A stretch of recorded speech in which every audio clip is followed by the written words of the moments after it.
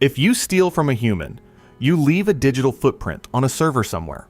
And if you anger the wrong community on the internet, you get doxxed. Your face, your routines, and your identity get broadcast to thousands of hostile strangers. If you apologize or delete your account, you might be forgiven. But in the natural world, there is no delete button. In our last dossier, we uncovered how corvids use counter-espionage to protect their biological patents. But hiding tools is completely useless if the thief already knows who you are. If you wrong a crow today, it does not just get angry.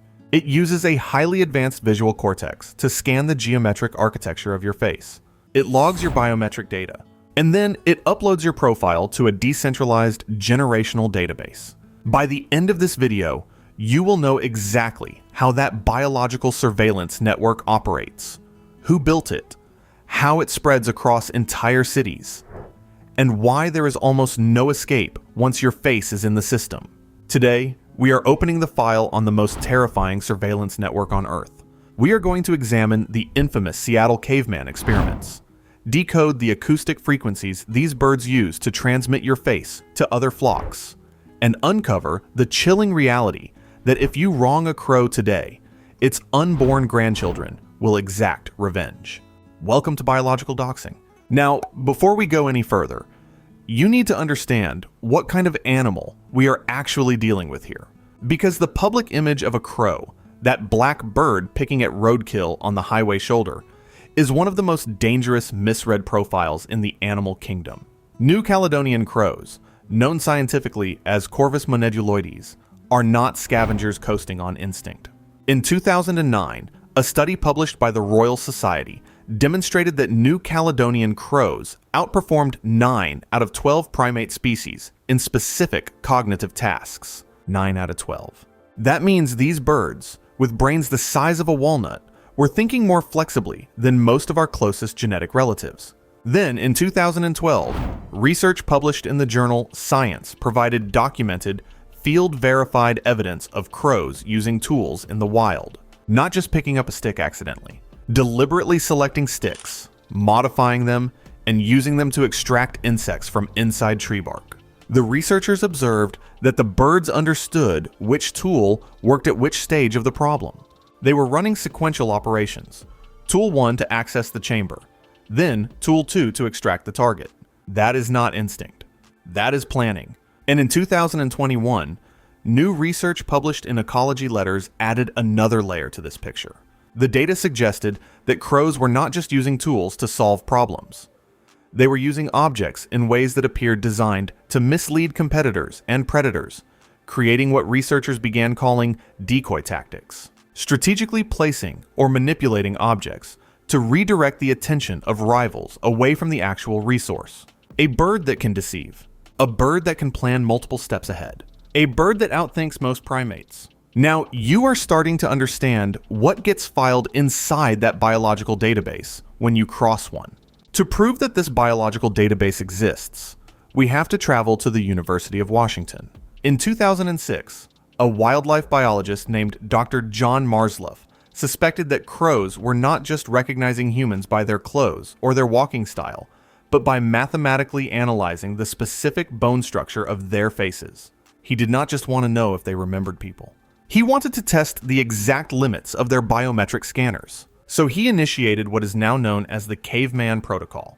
Dr. Marsloff and his research team obtained 2 masks. The first was a realistic, hyper-detailed rubber caveman mask, heavy brow ridge, pronounced cheekbones, a deeply geometric face. The second was a neutral control mask, a bland, non-threatening face that would trigger no particular emotional response. The researchers then put on the caveman mask and went out to trap and band wild crows on the University of Washington campus.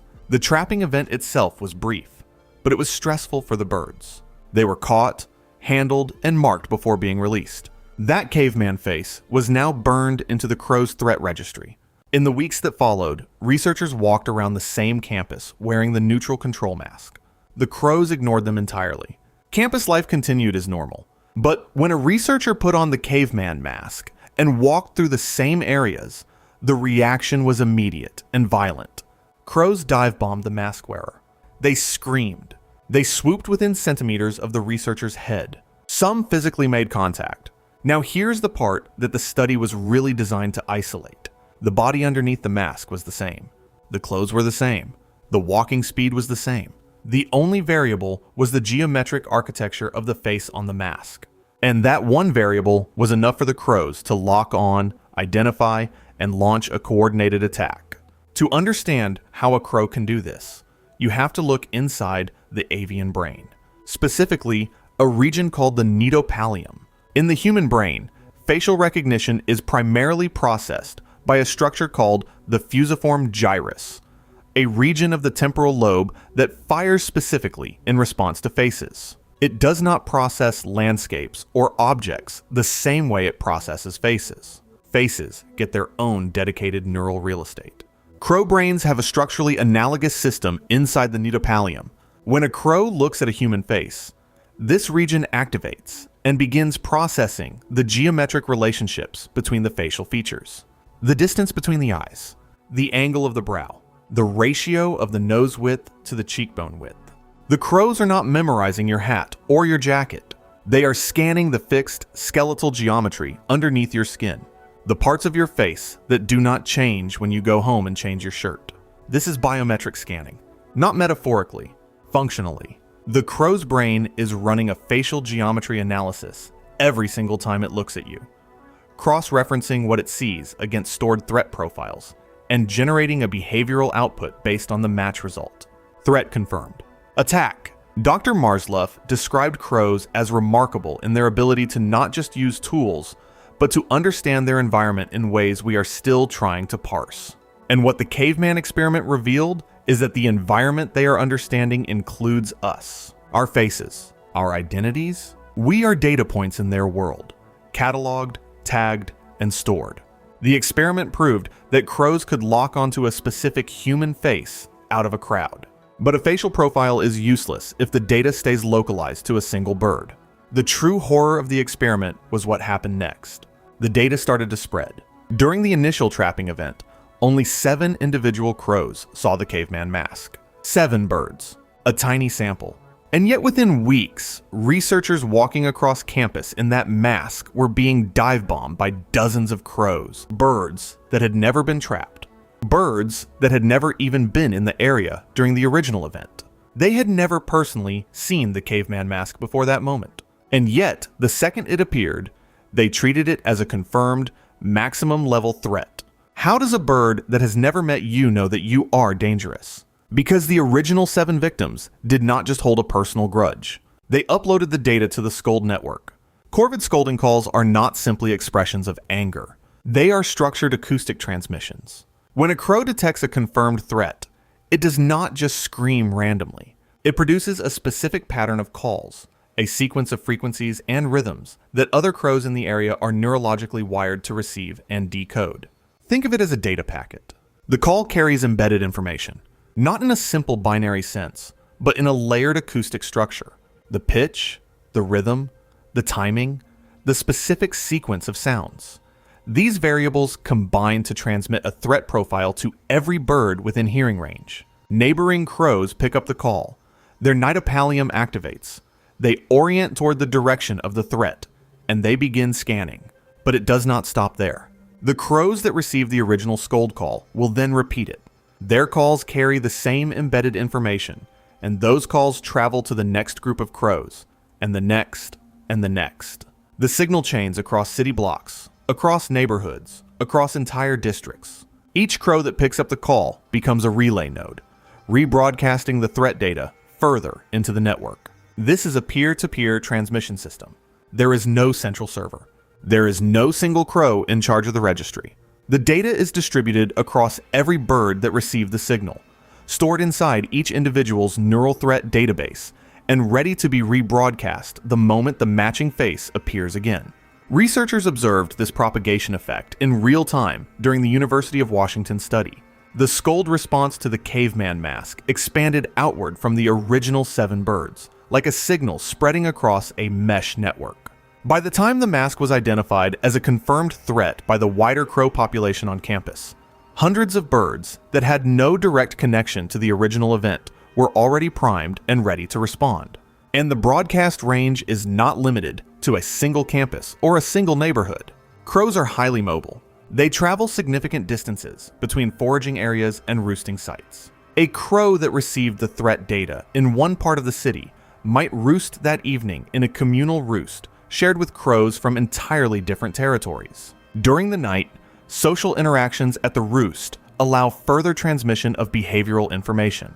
By morning, crows from across a wide geographic range may have integrated the threat profile into their own individual registries. Your biometric data has now been uploaded to the regional network.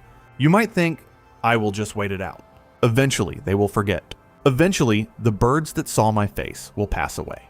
But a decentralized system like this does not just spread geographically. It spreads generationally. A decade after the initial experiment, Dr. Marsloff's team walked through the campus wearing the caveman mask. They were met with a deafening response. Over 50 furious crows launched coordinated attacks on the mask wearer. Here is the chilling reality of that encounter. The original crows that were trapped had died of old age. Their biological lifespans had expired. The birds that attacked the researchers during that follow-up visit were, in the vast majority, birds that had not even been born when the original trapping took place. They had never personally experienced a threat from the caveman mask. They had never been trapped. They had never been handled. They had no direct memory of the event whatsoever, but their hatred survived. The data survived. The mechanism behind this is called cultural transmission. And in corvids, it operates with a level of precision and fidelity that researchers are still working to fully map. Adult crows are active teachers. When a fledgling crow is still in the early stages of learning to navigate its environment, it does not just passively observe the world.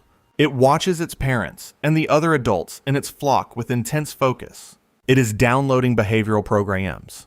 And one of the most important programs it downloads is the threat registry. When an adult crow encounters a confirmed threat, a face that matches a stored profile in its neural database, it does not just respond by scolding and mobbing. It performs that behavior in the presence of its young. The fledgling watches the adult's response. It hears the specific scold call frequencies. It observes the direction of the mob. And then it orients its own gaze toward the target and begins the process of locking in that face geometry into its own nidipallium. The young crow does not need to have experienced the original trauma. The trauma of the parent is enough. The behavioral demonstration by the adult encodes the threat data directly into the juvenile's developing neural threat registry. That fledgling will carry that profile for the rest of its life. And when it has offspring of its own, it will demonstrate the same mobbing behavior in front of them, transferring the data down to the next generation. This is the biological equivalent of a corrupted file being copied and handed to the next generation, again and again, with perfect fidelity. The original event becomes irrelevant. The data that event generated becomes permanent infrastructure, maintained and replicated across every generation that follows. Researchers have compared this mechanism to what humans might call a generational grudge. Think of it as a biological burn book, not written on paper, but encoded into the acoustic call patterns of adult birds and the neural architecture of their young. The face of the person who wronged the original crow becomes a cultural artifact, preserved and transmitted across decades by a network of birds that never met the original offender. The Seattle campus data made this concrete. The crows attacking the caveman mask a decade after the initial event were not acting on personal experience. They were acting on inherited cultural data. They were carrying out a verdict that had been handed down to them through a chain of behavioral instruction that stretched back to a single afternoon of trapping and banding by 7 birds who were no longer alive. That is generational revenge, not as a metaphor, as a measurable, documented biological phenomenon. Now, you understand the true scale of what you are dealing with. This is not a bird that holds a grudge. This is a species that has built a distributed, self-replicating, multi-generational threat tracking system using nothing but neural architecture, acoustic transmission, and social learning. No servers, no hardware, no code, just biological infrastructure that has been optimizing itself for millions of years. Which brings us to the question that most people eventually ask when they understand the full picture. What do you do if you realize your face is already in the system? Can you even get out? You cannot outrun them.